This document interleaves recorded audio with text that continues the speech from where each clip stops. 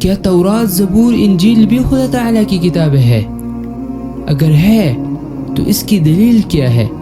یعنی ہمیں کیسے پتہ چلا کہ یہ خدا تعالیٰ کی کتابیں ہے؟ تو اللہ تعالیٰ نے قرآن مجید میں باقاعدہ اس کا ذکر کیا ہے۔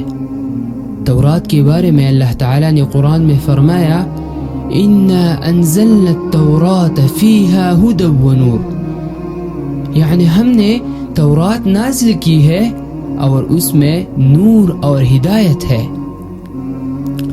اسی طرح زبور کے بارے میں اللہ تعالیٰ نے فرمایا وَآتَيْنَا دَاوُودَ زَبُورًا، یعنی ہم نے داؤد علیہ السلام کو زبور دی۔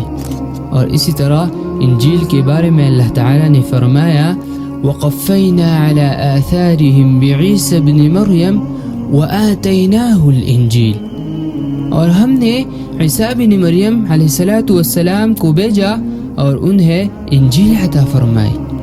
تو اب سوال یہ ہے کہ اگر کوئی شخص تورات، زبور، انجیل کو نہ مانے تو وہ کیسا ہے؟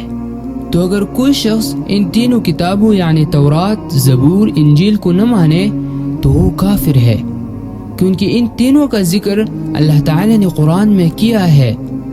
اور اگر کوئی شخص ان تینوں کتابوں کو نہ مانے تو گویا وہ قرآن کو نہ مانے، اور جو قرآن کو نہ مانے وہ کافر ہے۔ اگر آپ پہلے اس بات کو جانتے تھے تو لائک، اور اگر نہیں جانتے تھے تو شیئر ضرور کریں۔